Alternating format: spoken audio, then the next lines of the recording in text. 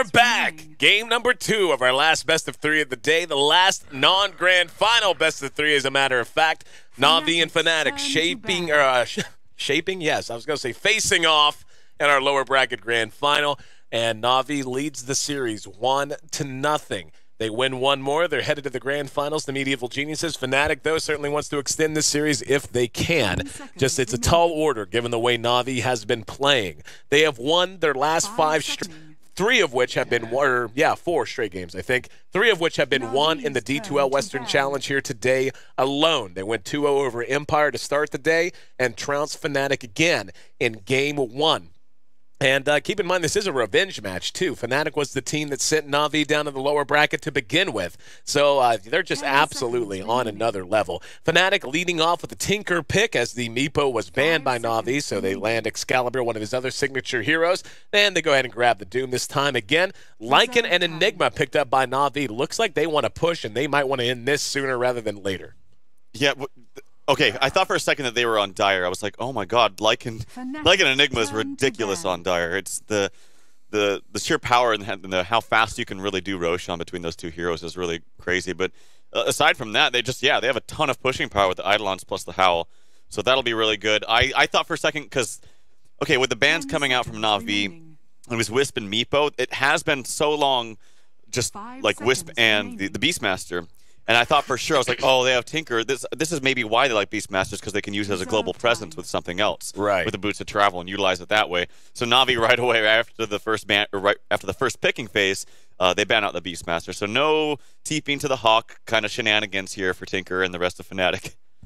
Well, Fnatic, I was thinking about Game 1 while we had some downtime, and of course there are mistakes on both sides, and that's always the case. But really, I think when I look at not just this series, but the series before, I honestly don't think it's that Empire and Fnatic necessarily played that badly. Because even when I think about Excalibur and what happened to him, he made a mistake or two and gave maybe 2 at the most, and maybe 1 kill to Dindy that he shouldn't have, just by not really making the right decision regarding the Brewmaster versus Shadow Fiend matchup.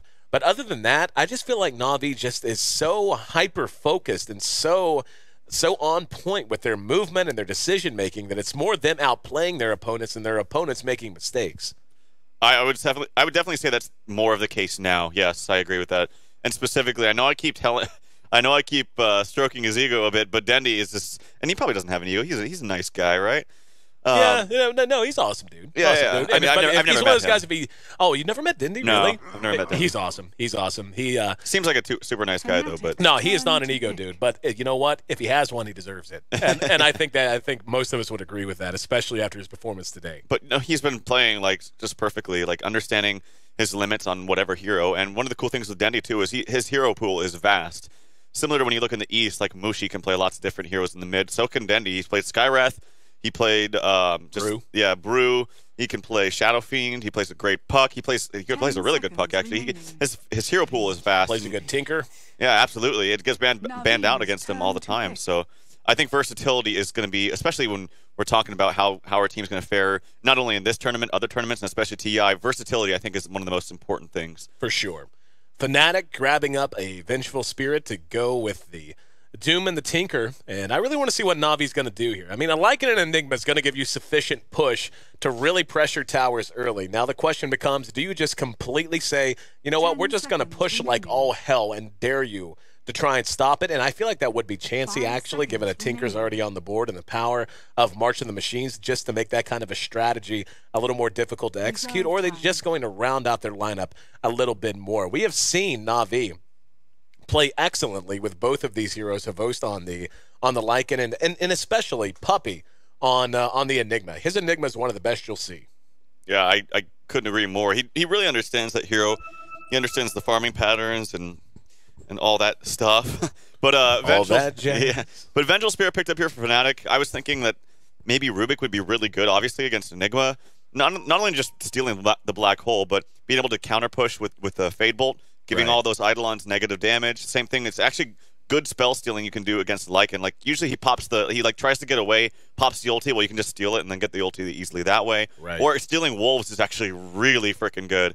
So I thought Rubik would have been a bit better, but Vengeful Spirit, the swap is good against Enigma too. It's also just, I think, if he sits behind Tinker, Tinker can just farm safely, not have to worry about getting caught because you'll have a defensive swap out from them. So maybe that's the thinking. Again, I thought Rubik could have been good, but there's the puck, actually, as we're just talking about him. Most likely here for Denny. Could go in the off lane, though, for Fnatic if he wants to do that. More 99 times out of 100, if you see Na'Vi draft a puck, it's going to be Dindy on the hero. Doesn't mean it's always a guarantee, but usually that's going to be the case. And I like the puck pick a lot here. It adds to, well, it kind of accomplishes both of the options we said they had. In terms of a pushing lineup, something that is so important is to have the reach and the range of initiation to make it uncomfortable for a team to sit under their own tower to defend it. You need to have that threat of a hero that can just bypass defenses, get in your face, start a fight while the rest of the team then dives the tower. Puck gives you that, so he does fit into most push lineups, but he's also just an all-around good hero that can fit into any lineup for the most part, and it certainly works well with Enigma in terms of being able to AoE crowd control. So Puck, Enigma, Lycan, very well-rounded. Fnatic getting a little more team fight of their own now. They pick up the Ancient Apparition, and if there's anything that does worry me a bit about Fnatic's draft so far, it is a little bit of a thin lineup in terms of just being able to, they have to execute a certain way. They do have the Vengeful Spirit, which will be able to swap Enigma out of Black Hole even through BKB, and that's very nice to have. But if they don't get a lot out of the laning phase, and now a Nature's Prophet, yeah, they're going heavy push. They're just going to have lots of different tools. Like, they have ways to get around the map. They have ways to push. They have ways to, like, when you're pushing in with Eidolons and the Wolves, and then you can come in from behind with the Nature's Prophet, who has probably an early Necro 3 by that point because you've taken so many towers anyway. I like that pickup a lot. I think it's really nice. It's also got one nice way to pick up the pick off the Tinker, because he's going to be botsing around, and if he does want to go for the Shadow Blade into Orchid's build, I think it could be viable. I think it could work. So we'll have to wait and see what he wants. The most common one is the Necro 3, just because it's so good in pushing, and they have a lot of that already. So yeah, I like that lineup. I did like the Ancient Apparition. I think it's really good for counter pushing as well. The Ice Blast is very effective in that regard. Yeah. I'm a little concerned about what they're going to do against this, like, free farming Enigma in the jungle. If they do decide to go aggressive, I don't think Venge was particularly the best pick. It can work if you get, like, early boots, and maybe that's what they do. We'll have to wait and see. Still waiting on that last ban out from Na'Vi, and yeah, like, Fnatic's got plenty of tools to deal with what Na'Vi's drafted, but this just feels like a very solid Game 2 draft. You know, you have one game you can give away. Not to say this is cheesy or it's all in or anything, but it's a lineup that can give you a win almost by virtue of just mistakes. Like, if Fnatic screws the pooch and ends up losing a big fight or two early, they're going to lose map control so quickly that Tinker is not really going to be able to feel as effective as he usually should. The Doom's going to be contained. He's going to have a harder time exploding in GPM like you often see whenever he goes a Midas in combination with Devour. And, Tinker generally, I always think of Tinker as a counter to Nature's Prophet, but in many cases, especially in one like this where Na'Vi's the team that has the vast majority of the push, I almost see it as the opposite. Nature's Prophet is going to be able to show up and try to deal with the Tinker split push whenever Na'Vi hooks up with Lycan and Enigma and tries to push elsewhere. Yeah, and that's what I'm saying. I wouldn't be surprised if he does go for more of a old-school Nature's Prophet build with the Shadow Blade into the Orchids. It could be very effective against Tinker. I like that. Okay, so this is telling us that they want to probably go aggressive. And it's also very, very good against Lycan. It's kind of funny because when we saw Na'Vi picking Lycan before in this tournament, or not even picking Lycan, they were banning out Axe all the time. And I think they forgot about that. I think that was a nice pickup from Fnatic and maybe caught Puppy off guard a little bit. He did last ban. Okay, his bans are actually all warranted, though. So, like, you can't ban at all, right? So he has Wisp, Meepo. That's the start. Beastmaster, that made sense because they know how to run it well with Tinker. Earthshaker, Hani plays. It's probably one of the best Earthshakers in the entire game. I'm not even kidding. No joke. Plays a great. And then Silencer could have screwed up some plans with Enigma. It's really annoying to play against that. So you can't ban at all, right? Maybe he was thinking about judging in between the Silencer. Do I ban Silencer? Do I ban Axe? It's a hard one to really get to. But Leshrac is the last pick. Holy God, we got some push. Just a smidge. Just a smidge. It will be Dindy on the puck. Puppy again on the Enigma as anticipated. Havost playing on Lycan. Fnatic will be handling the Nature's Prophet. And that, of course, leaves our Electric Unicorn to be played by Kuro. Yeah, they're going to push pretty damn hard. I do love the Axe pickup right at the end, though, as you mentioned. And is it just me, or did they not try to do something like this to EG? You remember in that series, whenever they were running the axe, they were diving behind the tower consistently, and it was. Or am I getting my series That was confused? Cloud9. That was Cloud9. You're right. Yeah, they were doing that stuff with the Undying, and that's it. It didn't work. Yeah, because AUI was on the Undying. Well, actually, that was just really well played by Empire, but that's neither here nor there. But I understand what you mean. Yeah. Yep, got my series transposed, but. For the first time in a while, we have chance for a lot of level 1 action. Yeah. As they're running right towards the same piece of real estate. Fnatic trying to get in and trying to get some wards down, and that's exactly why they're all heading this way. Na'Vi anticipating they would try to get into the jungle and ward. Fnatic really wanting to do so, and both teams just making a beeline for the Radiant side jungle, but Na'Vi able to get there sufficiently quickly, sufficiently fast, and choke them off from having any chance to do that. Hani wasn't a part of that, so they really were not going to take a chance on a fight breaking out and them having to fight it out 5 versus 4. So it will be Hani up in the safe lane, solo safe by himself. Excalibur will be on the Tinker there in mid, and of course that aggressive tri-lane. Fly on the AA, Big Daddy, No Tail playing on the Venge, and Trixie on the Axe. Horn blows, and we're underway for what could be the last game of the day. And what could very well potentially be the last game of our playoffs for the most part leading up to the grand finals. On the side of Na'Vi, they'll have Havost playing on the Lycan. It's going to be Dindy playing on the Puck, as we mentioned before. Puppy in the jungle.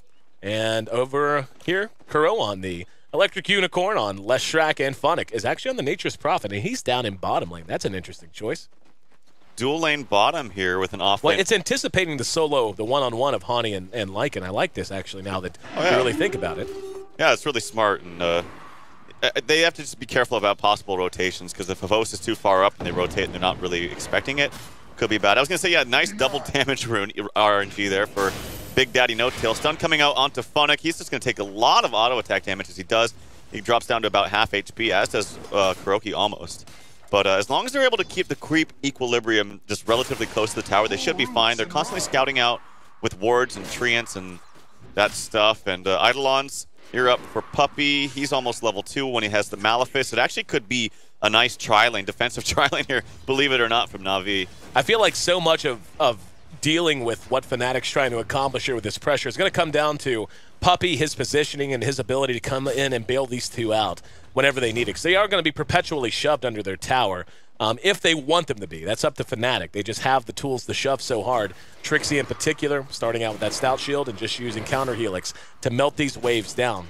And as you can see, another wave goes down very easily. And this will be shoving now into that tower. And it comes down to how aggressively do they want to play. Do they want to start diving this tier 1 now, or are they just going to try to make the most of the lane and let things play themselves out elsewhere? Well, this is really hard, and Kuroki's going for the Lightning Storm build too, so it's actually going to kind of mess up the movement of Trixie when he goes in for a call. Not to mention, this whole idea was basically, we want to put ranged heroes against Axe. We do not want melee heroes farming in the face of him, getting hit with the counter helix. And yeah, it's a lot more effective. And this is the whole, it's also, they wanted to put the Lycan up top solo. But I think it's more of, if we have melee heroes down here, they're not going to farm anything. They can't harass Trixie to where he's diving past our tower. So this is really smart from Na'Vi. The Leshrac, now that you mention it, the fact that he has lightning and the slow associated with it, and he's going that build, that makes that pick stand out as being so much smarter than met the eye at the beginning. And it makes so much sense, just anticipating what they thought they were going to see out of Fnatic. Taking a look at the early CS, Puppy, no surprise, on the Enigma, is atop the board. He's at 13. Dindy doing quite well in mid once again. He's at 12 CS to the 9 of Excalibur's Tinker. In terms of the farming carries, Axe is at 10. And we can see Trixie sitting at, or excuse me, that's actually Hani, who's on the Doom this time, sitting at about 8. Havost right there with him, right at 12.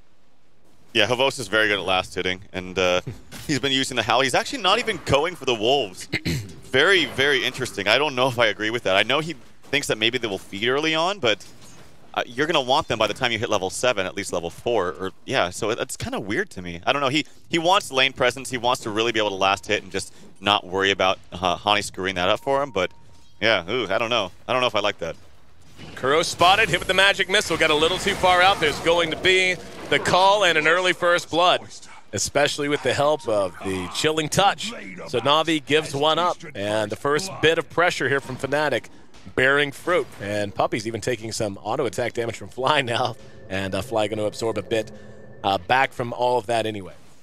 Yeah, an unfortunate mud golem there too. Yeah, you can see the damage output there. They have Havos taking a lot of right-click damage from Honey. He's actually super fast because he has the speed ore from that creep, the Cobalt, actually. Yep. And he's forcing him all the way back behind his tier 1 or tier 2 tower, or by his tier 2 tower, I should say. If they get a rotation up here, they could maybe get a kill. Could be Dendy, perhaps. Fnatic, there we go. Fnatic is TPing in. Can they do this? Do they have the damage is the question. Honey doesn't have Scorched Earth. He doesn't have Scorched Earth for 10 seconds, and Fnatic had a point to Sprout and didn't use it. I mean, I guess he could have tried, right? I mean, there was one more tree up onto Doom. He could have just eaten through it. Well, I mean, even but I think he should just at least tried. Or if he what he can do if he gets really far in front, he just puts the whole thing in front of him. Right.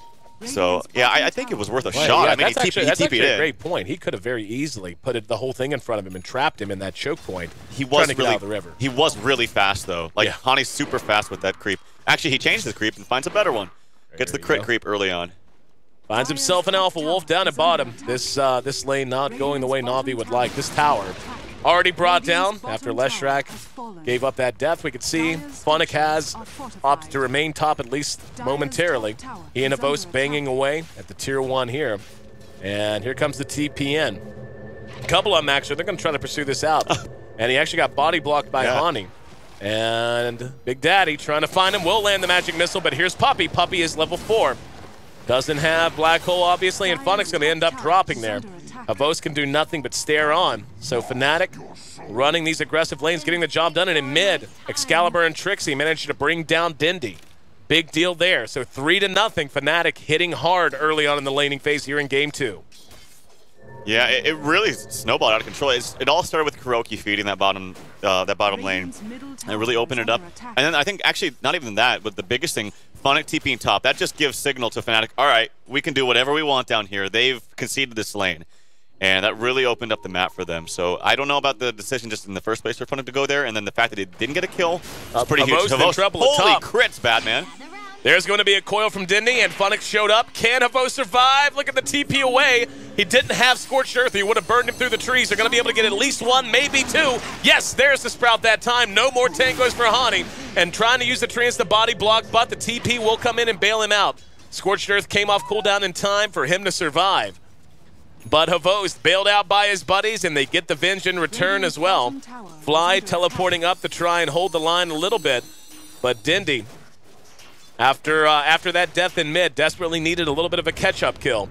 Puppey now hooking up with Kuro and pushing on the tier 1 in mid. They get some damage done. Now Fly and Hani being zoned out. Dindy doesn't have coil, but has enough mana to throw the orb and be scary. Lands the Waning Rift. And that'll send at least 1 back to the fountain. Yeah, Hani does not want to hang around. And Fly not really in much better shape to the south. Dindy and Puppey are still there. He may have hung around a little too long. Dindy doesn't have enough for an orb. Leshrac actually gets a kill on Doom as he looped around from behind, and now Fly's in trouble, hit with the lightning, and that's a double kill for Kuro. As he looped behind the tier 2, found 1, and Na'Vi might be ready to start trying to put that push power to use now. Also, if Denny checks top rune, he's going to get really lucky and be really happy because there's a regen there sitting there waiting for him. So nicely played. He also didn't max his orb. He wants the extra points in Waning Rift for the longer duration silence. And yeah, this build actually from Kuroki is actually paying dividends. This lightning is doing a lot of damage and keeping heroes in place just for a second, but that's all they need really. Yep. I actually really like the change to Leshrac with the improved lightning. I think it gives him so much more flexibility in what he can actually contribute to a team early on. And I've seen it have a lot of success too, even as a core. Seeing Sing Sing, for example, run it as a core. It's a lot of fun to watch just how effective the hero can be. Fnatic's coming in through the trees. There's going to be a call on Havos. Havos has ulti, will use it, but the magic missile's there. No! Calling Blade, too quick. Fnatic couldn't get there in time to help out. And the rest are going to be able to escape as Big Daddy and Trixie take their exit. Hani shows his face back in lane. Puppey is level 6, has a black hole if he wants it. There's Malefice. Can he catch up? Is he going to want to? He can if he wants. There's going to be a coil, so didn't even need to do it. Got the Doom off onto Kuro in the meantime. Here's Big Daddy. Has not enough mana for a magic missile. Over pursued and didn't have enough help behind him. Trixie coming back in, gets the call off on the Dindy. Dindy will be able to orb and jaunt away. Look at the Eidolon damage. One of the things that, especially with the Howl, they just hit so damn hard. Yeah, they really do. I actually think the Axe could have canceled that black hole. Puppey casted completely in front of him. If he blinked behind him and then used the call there, he could have canceled it. It was maybe his blink was on cooldown. When I checked, it was off, but it could have been a little bit before that. So, but yeah, if it was up and ready, he definitely could have canceled that. And here Tinker coming back in. There he is. Bots are up. So, and we kind of lost track of that. We've been watching the sideline so much. Excalibur is atop the board in CS. Already has up Soul Ring, Bottle, Null Talisman, and his bot, so he's in great shape as we approach 10 minutes now. He's #1 in overall net worth. Axe is right behind him, so Na'Vi still having to make up a bit of ground. They tied things up kill-wise. Still a close game, but a slight edge for Fnatic as they lead by about 1,000 gold and just a handful of XP. Yep, Dendi here. He's very close to his blink dagger. Dondo, that's what it is. Dondi, whatever. He'll have his blink in about 300 gold. Good for him. And I thought this was looking pretty bad for Na'Vi, honestly. But they've really turned this around with some nice aggressive plays from Kuroki and everyone, really. So once they get that blink, it's going to be even better. Havos, what's his items progression looking like? Not good, actually. Not great. Not great. He's only got 31 last hits, actually, which is very low right now. Yep, he was doing well to begin, but he slowed down immensely. His net worth is actually less than half right now, less than the median, as he's in the bottom 5. And yeah, I mean, like Haunting, or yeah, it is Haunting this game. I keep forgetting because Trixie's been running Doom a lot too. But anyway, Haunting on the Doom is in much better shape. He's on his way to a Midas, has up his phase boots and his glove of haste. Needs another 400 gold or so, and he'll have Midas up, and then we'll see his GPM explode. So how do you like Na'Vi's chances if the game ends up going later than they would like? Hang on, Trixie engaging on the Dindy. Dindy hit with the Ice Blast and the Culling Blade to finish. And we didn't even really talk about that, but for the most part, an Axe pick does deal with Puck fairly well. It makes him much less elusive. And, yep, Havos once again being zoned off the farm. Yeah, I'm wondering why Dendy wanted to go for the blink instead of treads. I feel like he usually buys treads first. I could be wrong, but yeah, no, Axe is actually a very good pick here. This is what I talked about. Was the last pick. They only had so many bans, and I'm really wondering if Puppey's like, oh, shit, I should have banned the Axe because it's a really good pick here. Good against Lycan, good against Puck. Puck generally does a lot of damage, but if you can catch him, he's slippery. But if you can catch him, his HP is relatively low. Yep. So as far as to answer your question, can they contest in late game? I think they can. Tinker, let's see, how's he doing now? Does he have his bots? I'm sure he does. Oh, he's had him up for a while. Yeah, he's got that plus 1,200 gold. How are they doing on stacking? It's Fnatic, man. They're always stacking. So those Ancients are ready and waiting for him. They can stack another time. It'll be, I believe, a 4 stack. Yep. Here we go, trying to engage in the mid, but Dindy taking the bait and being caught out. Ice Blast went off. There's going to be a coil, doesn't matter. Culling Blade is there, and here comes Funnick, though, coming in to get at least 1 kill. Excalibur gonna be caught with the Sprout, and a black hole! Shot uphill by Puppey. He's taking damage, but it doesn't matter. Gets the full channel off, and all of those wand charges being used. Kuro hits Hani with that Split Earth and follows it with the Lightning, and he's forced back. That's a 4-for-1 exchange. And Dindy got aggressive uphill into the dark for the most part. No, never mind. He actually had a ward, so I guess he just thought it was a situation he could survive through much more easily. And the counter initiation was there. Very quick reaction coming out of Trixie. But the rest of the team was there, and a very nice black hole for Puppey. And of all the games we've seen Na'Vi play with Puppey on Enigma, that's probably the earliest black hole we've ever seen them throw in a game. Well, he had that one up top, which was early too. But I totally agree with you. You almost feel bad for him because he plays so many games in Enigma, and he never gets an opportunity to cast it. But now when he does, they're coming nicely. I'll say that much. For sure. Yeah, that's kind of what I meant. Is like he threw the one up top and he threw that one. I mean, we've seen more black holes in already 13 minutes into this game than like 4 games combined or something like that. So no, it's like there was that one game where he threw 2 all game. One was stutter stepped and one caught 2 heroes. There was like a 60-minute game or something.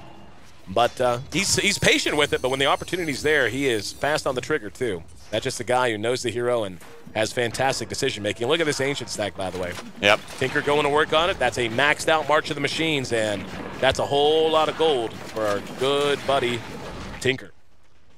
Yep, nice stat there from Nahaz. It's what right now in this patch, he only casts Black Hole about 4.2 times, I think, a game. So it is a threat, but then you match the threat with actually being able to do it. On top of that, it makes it even more scary. Well, I thought we were going to have a smoke gank. Fnatic smoked, and They're just sitting under their tower. Have not moved. Fly, Trixie, Big Daddy, all sitting right under their tier 1. Huh. Nice build from Trixie. Although he had his blink early on, the item progression isn't really coming too much faster now. He does have an urn, which is nice. I think every team should really get an urn. Probably going to see the mech up on the Fly, although his farm is not great. It is relatively early on, so. But yeah, that stack was cleared out by Tinker. That gave him his blink. So despite him dying once, his farm progression is still good as always. Everything kind of quiet for the moment. Puppy will be getting the mech. He only needs another 200 gold, and he'll have it. Nice blast is there to try and slow down this push on the bottom. The Eidolon still feeling very strong at this stage of the game. Avo's taking some Ancients on his own, using his ulti. Only has Vlad's, Treads, and a Magic Stick. Doesn't have a whole lot in terms of item progression. He's still in the bottom half of overall farm. And unfortunately for him, most of his team is. Phonic's the only one who's even remotely on pace, and he's falling behind by about 1,500 at this point to Excalibur. After that, his other 4 teammates are all clumped up towards the bottom half of things. Sub 5,000. We are going to see a call. Never mind, Trixie. Not going on a hero that time, just calling some creeps. Yep, calling some creeps. I was going to mention one thing about, he's finally going to have level 4 wolves at level 10. I still think that's kind of weird, and maybe that's a contributing factor to him just not being able to farm well. Yeah. Because the thing is, even if you're like pushed out of lane, if you just get the levels and you get that level 7, actually even if you just get level 5 and have level 3 wolves, they have invis and you can just farm by themselves.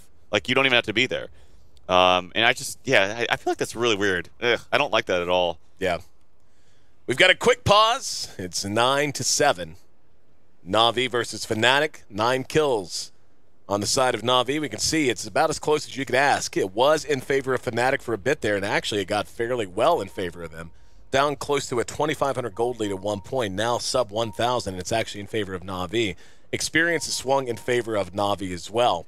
So they have really dealt with Fnatic and the pressure they put on quite effectively, and are in the process of trying to turn this match around. Again, this is Game 2 of our lower bracket finals. Winner advances to take on Evil Geniuses in our grand finals tomorrow. That'll be a best of 5 that kicks off at 9 a.m. Pacific Standard Time, noon Eastern Standard Time, 6 p.m. for our European friends. And can't wait to see how that ends up playing out. Like this series in particular, I gotta lie, it was a little anticlimactic given how dominant Na'Vi was in Game 1. I really expected it to be a little bit more of a contest, but they're just playing so freaking well. And Fnatic, even this game, it looked like Fnatic came out and was ready to seize control of the pace of the game, but Na'Vi has just done an amazing job of mitigating what little momentum Fnatic had after that first Tier 1 dropped in bottom lane. I agree. I thought it was going to fall actually into a really bad spot for Na'Vi, but able to rectify some problems, and especially Kuroki, like when he went around that Tier 2 top and just like didn't give 2 shits and just was able to backstab one hero, and then was able to backstab Ancient Apparition with Dendi on the other side kiting him around. So yeah, really nicely played. The point still stands, so the Tinker's very, very farmed, and you do have to worry about him. Curious to see what Nature's Prophet builds. It does look like it might be a Maelstrom to start. It could be a BKB. He does have enough for the Maelstrom right now, though, if he wants to buy that, so he could do so if he would so choose. I think they need it. They need it for extra push, extra split push, but they also need the damage because Fnatic's going to try to bring the fight to them. You don't pick an axe so he can sit and farm for 30 minutes. That's just not the purpose of the hero at all. So Fnatic forcing Na'Vi to play defensive for the moment, but again, Na'Vi capitalizing on what little bit of room Fnatic gives them at any point. And looks like Tinker will head mid. We'll see if they want to try to make something happen, as they are hooked up as 5. Na'Vi's got 2 on either side of that middle lane. They do have Avo's off by himself down in bottom lane. Oh no, Kuroki. Yep, there you go. There's the call on the Kuro. And there's a swap as well, so he's a sure death. There's nothing they could do. And Split Earth, a little bit of a departing gift, but yeah, that was just well played. They grab him, they swap him, and Na'Vi would have had to engage into about as awful a funnel as you can imagine to try to save him. So free one there. Has bought time though for Puppy, who does finish the mech in the meantime. Yeah, that's good for him. He did counter a ward that was blocking the ranges though, so could have maybe been a little bit careful after that, but he doesn't have any uphill vision. That only ward there is for Fnatic. Speaking of Fnatic, yet again, they're doing Roshan. It will be spotted out by the Treants from Furion, so if they want to fight this, they can even just spam and ult. Yep, there it goes. They just kind of whittle them down a bit and make them a little bit scared, wasting their time if they don't get this. So, yeah. And then on the meantime, Puppey looking for a tower in mid. Puppey going to be spotted out. He's in trouble trying to go for that tower. Behind that, we hear the Doom that's going to be on to Dindy. Dindy has to make a run for it. Great target for the Doom. Did get coil off, and the Ice Blast is on the way, and the Black Hole shot. But immediately, as he dies, just as he started to cancel it, big disaster for Na'Vi right now. Honey will be able to make it away thanks to Scorched Earth. Fnatic trying to do what he can, but Trixie off the buyback manages to catch him. And they're going to bring him down as well, as Trixie is chopping heads like it's his job. And this leaves Roshan open again. Na'Vi overextending a bit that time and trying to take a fight in an awkward situation. Very nice reaction out of Fnatic once Na'Vi showed their face, though. And that's a big 4-for-1 exchange, even though the Rosh still stands. Jeez, what happened? Yeah. I mean, it started out okay, because I was watching Puppey the whole time, where he stunned them. He secured the tower. He actually just was kind of funny because he was just like, and then he was walking away and it's like, oh look, a red HP axe, and just kills the axe. But then, yeah, Dandy wasn't able to cast the coil. I'm not exactly sure. Maybe he got doomed. Yeah, Kuroki gets just blown up here. No, you didn't see that. I had the camera there the whole time. Oh god! Oh, there it is, the Furion ulti. Kuro manned up and went one-on-one with Excalibur and would have killed him if it wasn't for Fly showing up. Seriously. Like he manned up. They were right here, ran into each other. He popped his edict, hit him with the lightning, so he was slowed. Then we saw him Ghost Scepter and try to TP away. He catches him with a Split Earth and just cycled through his skills again. And then finally, Fly showed up to bail him out. So when you got there, that's why he was so low. But now going back into the Rosh pit, Rosh is about to drop. Doesn't look like they can do much about it. There's going to be a coil that catches too. However, Hani able to get the Aegis. There's going to be a swap. That doesn't keep Trixie alive for long. No Big Daddy next to drop. And Hani able to make it away with the Aegis at the very least. Denny going to jump in front of Fly, so they get the Rosh and they get the Aegis, but not without giving up a lot in the process. They lose 3 on top of the Tinker death that occurred minutes ago, not even minutes ago, seconds ago. And he's coming back into mid, has to blink away immediately. Dindy's right on top of him, though. There's going to be the Malefice, and Excalibur should not have allowed that to complete. There's the mech, gets him back into shape, and he is being swarmed right now. Funix coming in as well, Doom on Havost. And there's a nice sprout. They managed to clean him up for the second time. Dindy could end up dropping, and no, he's going to try to John away. However, they catch him in the midst of it. Hani eating damage, but Scorched Earth helping. He did have the Aegis. Now Funix has to run. Funix very, very low, sitting at 20 HP. Big Daddy behind that will die at the foot of the steps. Hani back up on his second life now. Kuro's there, throws out the lightning. That slows him. And Fly back up as well. Dindy trying to re-engage. And let's see if he wants to take a shot at it. Has an orb, chasing them all the way up. Not going to go. No, never mind. We'll go ahead and blink ahead and finish him off with that orb. That's a double kill for him. Trixie's right there trying to pursue them out again. Dindy makes it to the high ground. Another TP out just behind that. That was Kuro teleporting back to base. Dindy being pursued, bottling through the urn charge. Here comes Hits Furion. a waning rift, and yes, baited him into it. Trixie's been silenced. He's caught in. Even the Ancient's getting in on the action off of the Maelstrom proc. Absolute pandemonium in this dire side secret shop area as both teams feed a lot, buy back a lot, but in the end, Na'Vi comes out ahead. They get the Aegis, and they now lead 19-16 on the kill chart, and look at the gold graph. Jumping up 3,000 in favor of Na'Vi. The gold, or the experience, is also in their favor again. What a fight. I could be wrong, but I'm pretty sure that was an orb buyback, too, from Dundee. Yeah. Pretty amazing stuff. And here comes Furion yet again. They might get Hani. His no Aegis anymore, Funix. He also gets a dominating streak and ends Hani's dominating streak. Extra gold for him. He's all over the place. So this Furion pick is really doing work, not to mention Dendy's just all over the place himself. Finds yet again another regen rune. But yeah, I have to, at the beginning of that, I have to question and agree with you. Why the hell did Tinker not cancel that TP? Yeah, like there was no good that was coming of that. That was very ambitious of him, I should say. Yeah, and he had just died, is the thing. Like, yeah, he had just died and respawned. He didn't buy back, at least. At least it wasn't a dieback. But at the same time, I mean, like, at best, he lands and blinks and runs back to his own Tier 3 anyway. Like, there was just no reason to not eat the 135 gold and hoof it. Yeah, and also, I know I watch him a lot, and he really likes to wait. Hold on, there might be some action actually in mid. Yep. It might just be a tower deny. Can they get it? Yeah, they do get a deny. But he likes to really hold on off on the level 2 rearm and level 3 rearm. And I'm wondering if it's just like too late. Like, if he had a faster rearm, he could just keep spamming like the Ghost Scepter or just get out of things faster and blink faster, but it's taking so much freaking time because it's still only level 1. So it's just one interesting thing to note. It changes between player and player. It's never a set, oh, I get rearm at 15 or 16 and blah, blah, blah. It's just kind of changed, I guess, depending on the game. Right now, Fnatic needs to find an answer somewhere because Na'Vi has them pinned up. And this is what they had to know was a major... This is what we were talking about during the draft. You know, Tinker is not nearly the influence he would like to be and normally will be whenever he loses his towers and the enemy team has their towers up for this long, whenever the enemy team has a Fury on, whenever there's this much push, because he can't just be a menace on the map. He's always got something he has to account for. Getting out and getting a kill or two here would certainly make a difference as they've hooked up 3 under cover of smoke, moving through the dire side ancient area. Closest nearby is Kuro across near the Roche pit.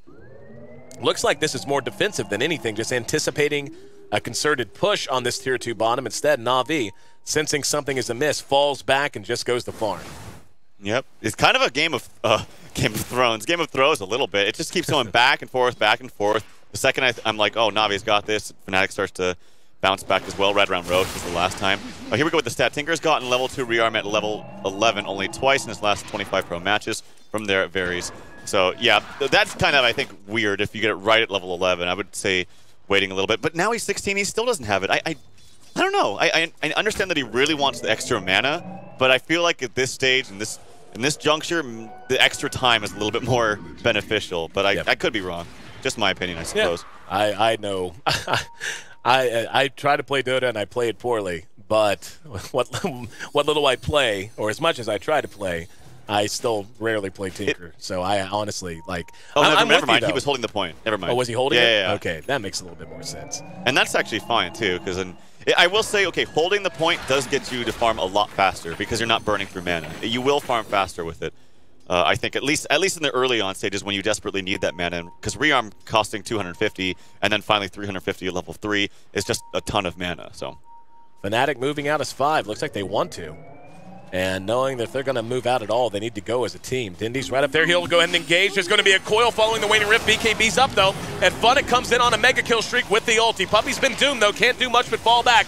Trixie hemmed in. Hani trying to make a run for it. Trixie will die to the lightning from Kuro. Excalibur swap. No, still not enough. And we're going to see the Venge die as well. There's a buy back from Tinker. Suddenly, this becomes all in. I was going to say, sure, okay. He comes in, blinks, and he needs to run immediately. Cannot allow himself to be in that situation. Puppy still has Black Hole, by the way. Not a good march. That was a really bad march. Yep, it was. Not touching anything in front of that tower. And Excalibur. There we go. Trying to buy time. Spamming out, using March. There's going to be an Ice Blast. Havos might die to this. Havos will die to this. Havos is dead. He's a dead man walking. But they got the racks. That's what they came for. They also forced the buyback on Tinker. Oh, boy, Havosi does die, unfortunately. Sad days for him. Yep. But, my God, the damage here output. I got to say, that was a really, really questionable blink initiation from Axe. He hit nothing. He went on to, first of all, his intention was to go on a solo hero, which is already a mistake. He shouldn't do that. He needs to go for, like, maybe 2 heroes like in the backfield after things have already kind of started for his team and everything. Right. But he already missed it. Like, he went on 1 hero and then missed it because it was a puck. It's very difficult to get onto that puck. So I think that's really what hurt them. And then the swap was really kind of abysmal.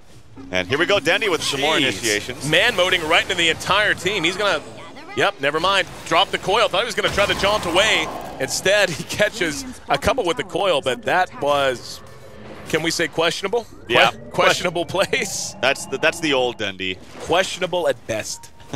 I was just going to say, by the way, I pulled up the KD chart, and this is one of the things that does, when Na'Vi is really on, this is one of the things that makes them such a scary team and makes them so revered and feared in Western Dota.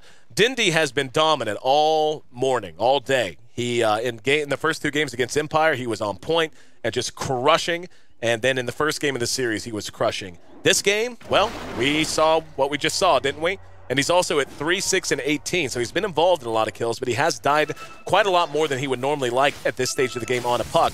But look who's picked up the slack. Kuro, 6 and 4, and Fnatic, 7 and 2. And whenever they're all really playing at their best, that's one of the things they do as well as anyone, is pick up each other's slack when one person is struggling.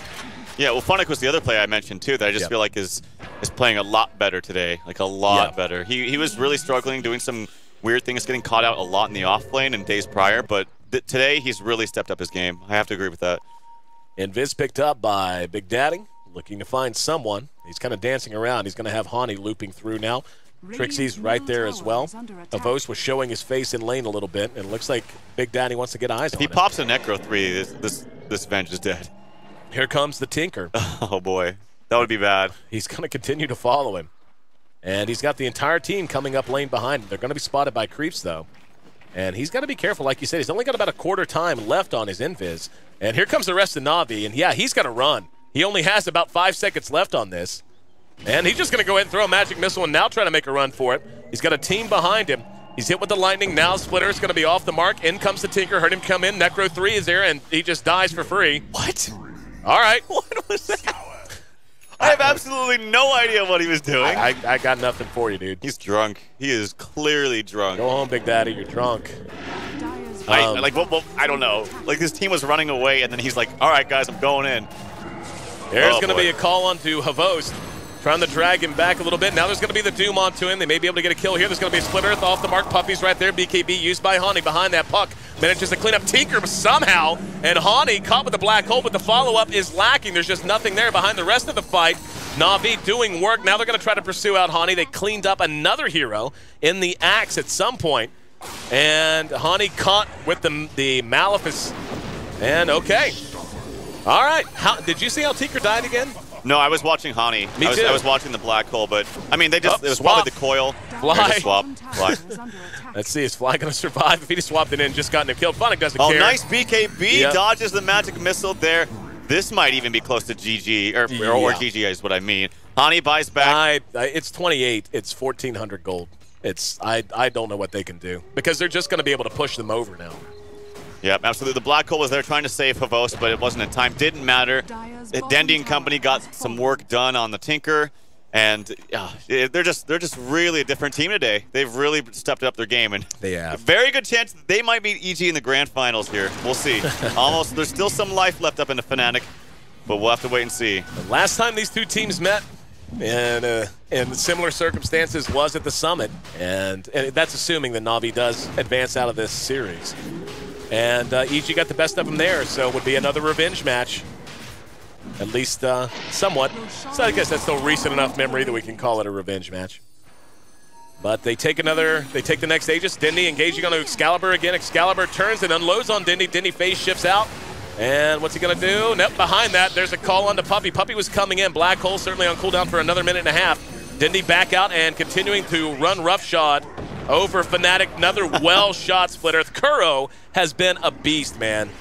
That's the thing. We have talked almost nonstop about Dindy today. I feel like Kuro has played just as well in his role as anyone. Yeah, they're just going to call it. So that's going to do it. 2 relatively short games. Na'Vi goes 4-0 on the day. They met Fnatic in the first round of the upper bracket. Took a loss and now have fought their way the longest possible path they could have all the way through the lower bracket, through Rock's Kiss, and through Empire, and now through Fnatic. Getting revenge, knocking Fnatic out in 3rd place, and earning their spot in our best of 5 grand finals coming up tomorrow here at the D2L Western Challenge playoffs. Somebody woke Na'Vi up. That's how it feels. That's really how it feels. They are playing the dominant Dota that has made them legendary across all of Dota 2, and they could not have picked a better time to do it either. They're just an invigorated team now, or reinvigorated, I should say. And I have to agree with you on the point of Kuroki. Like, we talked a lot about Dendy for good reason. I think Fnatic has really stepped up his game. But yeah, not only just in this series, but before. I remember Kuroki just stacking everything for Dendy, supporting him whenever he needed to. He was playing Wisp a lot. He ended games with scores like, 9, 4, and 12 or whatever. Because he always had night. Actually, it's funny because I just guessed that, and that's exactly what he had. I swear I wasn't looking at the screen. Anyway. Yeah, okay, but yeah, he's had a great game and just a great series, and It's going to be a pretty hyped up grand finals, I must say. For sure. And Dindy, by the way, did not have quite as good a game this game as he did before, but not going to sneeze at 6'6" and 24. 30 kill involvement. Yeah, involved in 30 kills, more than anyone else in the game as a whole. And Na'Vi, there are a lot of Na'Vi fanboys out there screaming, we're back. And they certainly are, as they looked as good today as I swear I've seen them look going all the way back to last year's International. And, you know, Na'Vi's just one of those perennial names. It makes me happy as a caster to see them in top form. And I really hope that this is a sign of things to come and that they're going to hold this and even build on this looking ahead. All right, guys, thanks so much for being a part of the broadcast. I'm your host, Aaron A.C. Chambers. It has been a blast, and now we've reached the conclusion of our D2L playoffs. Tomorrow, a best-of-5 grand final. Na'Vi will meet Evil Geniuses for the big prize. Fnatic takes their exit in third place. And yeah, man, like I'm so excited.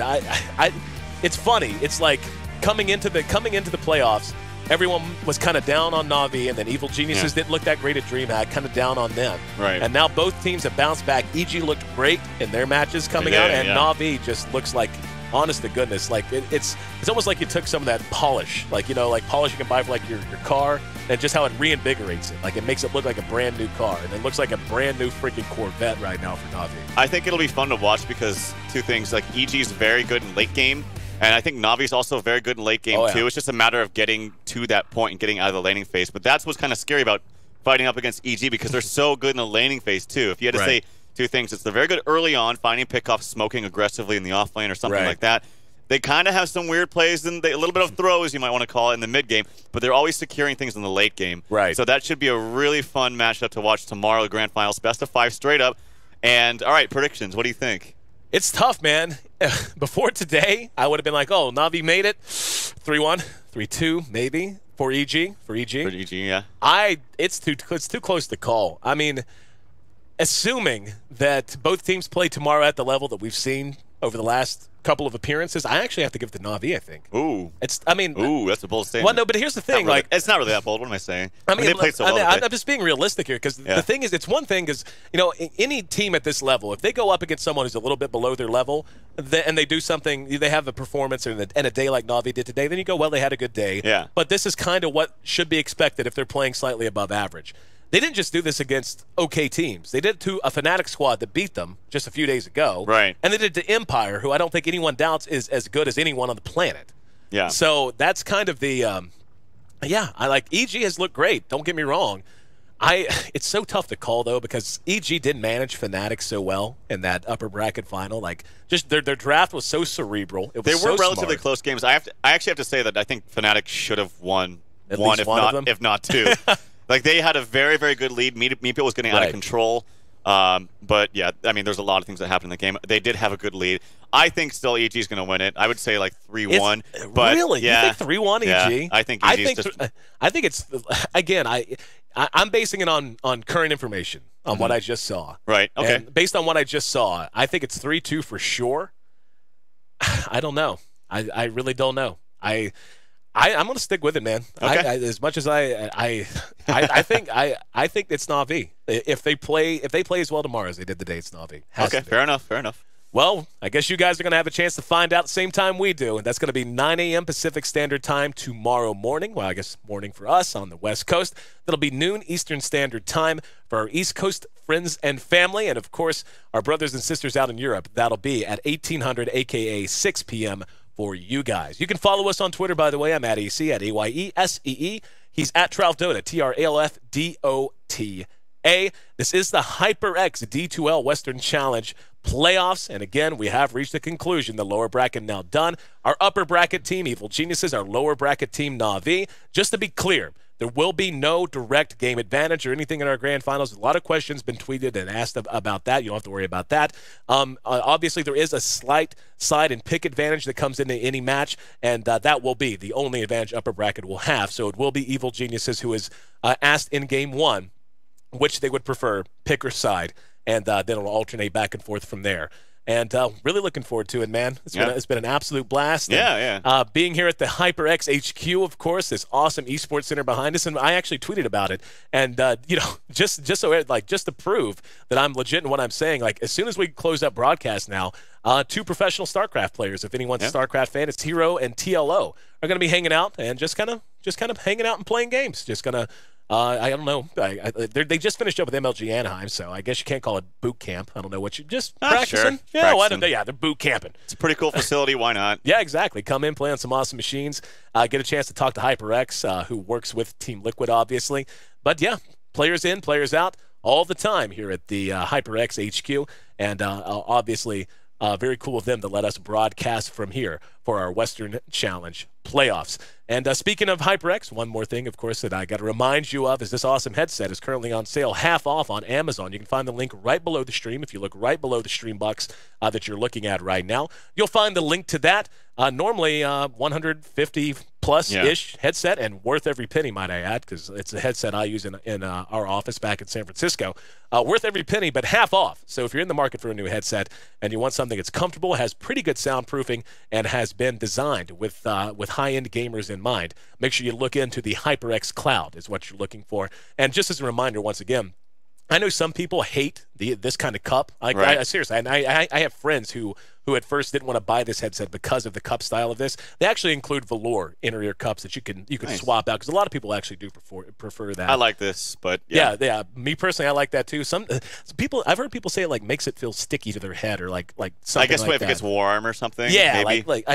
Something like that. So if that's a concern for you, HyperX got you covered. So again, make sure you check the link right below the stream box. And if you're in the market for a new headset and are looking to pick up a high-quality product. Once again, on behalf of myself, Trouf, and of course Conrad, who's been pulling the switches, and everyone here at the D2L, and of course at HyperX, thank you again for being a part of the broadcast. We're done with every bit of the brackets. Now just one best-of-5 remaining with all the marbles on the line. That'll be tomorrow, 9 a.m. Pacific Standard Time, noon Eastern, 6 p.m. in Europe. We'll be back. I'm trying to think. Are we going to do pregame? We doing pregame? Nobody knows. I was going to say we might have a pregame segment. Yeah, well, we'll see. I was trying to tell you if we were going to do that or not. I don't know. But either way, the game will be beginning at 9 a.m. So until then, enjoy your morning, evening, or afternoon, and enjoy some Dota.